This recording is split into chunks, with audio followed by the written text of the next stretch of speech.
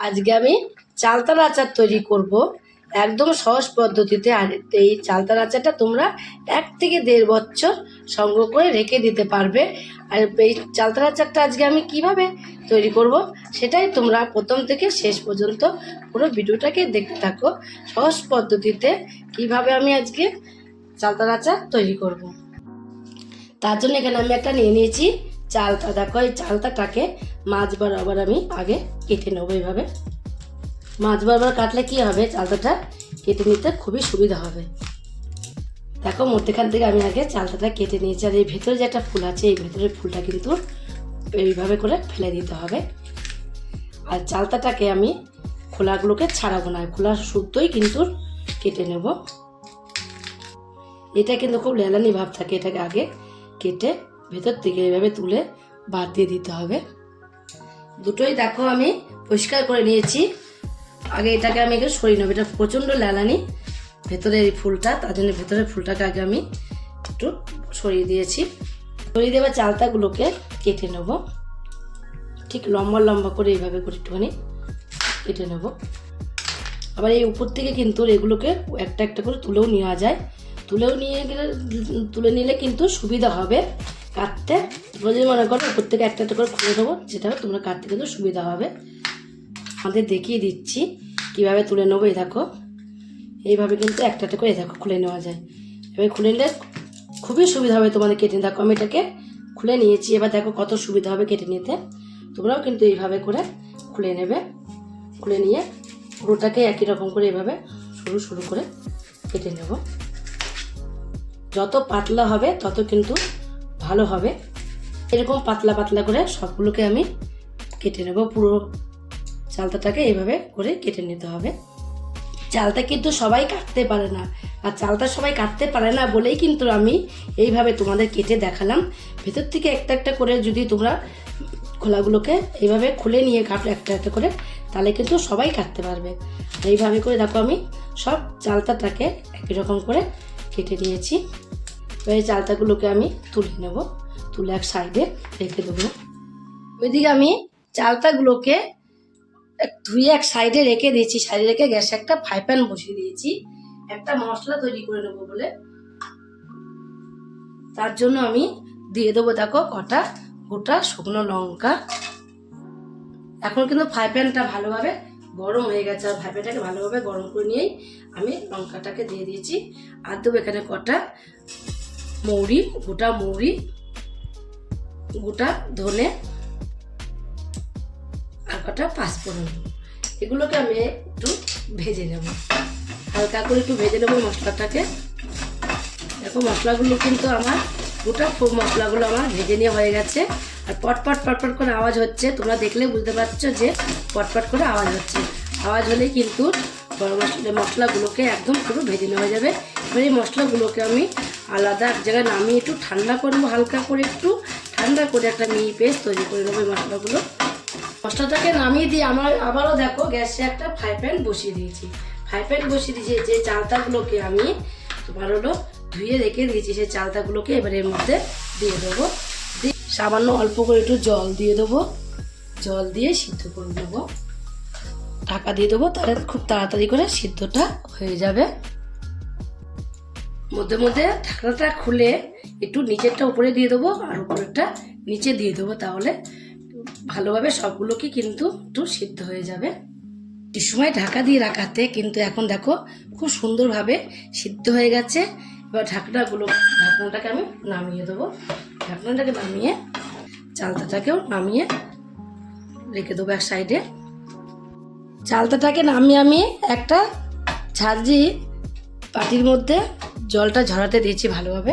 জলটা ঝরাতে দিয়ে গ্যাসে দেখো আবার আমি ফ্রাই প্যানটাকে বসিয়ে দিয়েছি। ফ্রাই প্যানটা বসিয়ে দিয়ে এবার এর মধ্যে দিয়ে দেবো আমি কিছুটা তেল। আর তেলটা কিন্তু একটু দেখো, একটা চালতার জন্য আমি প্রায় এখানে 50 গ্রাম তেল দিয়েছি। তেলটাকে একটু ভালোভাবে গরম করে নেব।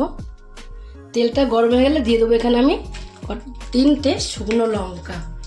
শুকনো লঙ্কাটাকে একটুখানি আমি তেলটার সাথে হালকা করে নেড়ে নেব। আর তেলটা কিন্তু এখন ভালোভাবে গরম হয়েও গেছে। গরম করে নিয়ে লঙ্কাটাকেও কিন্তু একটু ভেজে নিয়েছি, আর লঙ্কাটাও খুব সুন্দরভাবে ভাজা হয়ে গেছে। এবার এর মধ্যে দিয়ে দেবো আমি, এখানে দেখো আখের গুড় নিয়েছি কিছুটা, আখের গুড়টা এর মধ্যে দিয়ে দেবো কিছুটা। কি এখানে আমি 150 গ্রাম আখের গুড় নিয়েছি। তোমরা যে যেরকম মিষ্টি খাবে সেরকম গুড়টাকে দিয়ে দেবে। গুড়টা দিয়ে এবার আমি ভালোভাবে একটু জাল দিয়ে নেবো। এই পদ্ধতিতে করলে কি হবে দেখবে খুব সুন্দর একটা কালার আসবে। গুড়টা আস্তে আস্তে মিশে যাবে দেখবে এর সাথে। দেখো গুড়টা কিন্তু একদমই ভালোভাবে মিশে গেছে। এবার আমি একটুখানি গুড়টা দিয়েও একটু জাল দিয়ে নেবো ভালোভাবে। 2 থেকে 3 মিনিটের মতন আমি এইভাবে গুড়টাকে একটু নাড়া দিয়ে দিয়েছি।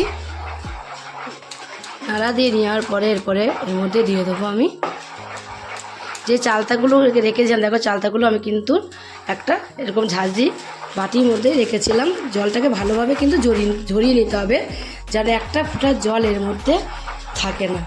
জল থাকলে কিন্তু হবে না। দেখো আস্তে আস্তে কিন্তু গুড়টাও কিন্তু দেখো তেলের সাথে মিশে কত সুন্দর একটা কালার চলে এসেছে। এবার এগুলোকে আমি দিয়ে দেবো, চালতাগুলোকে দিয়ে দেবো। সব চালতাগুলোকে দিয়ে এবার এর সাথে মিশিয়ে নেব। আর চালতাগুলো একটুখানি সিদ্ধ হয়ে গেছে, খুব সুন্দরভাবে সিদ্ধ হয়েছে।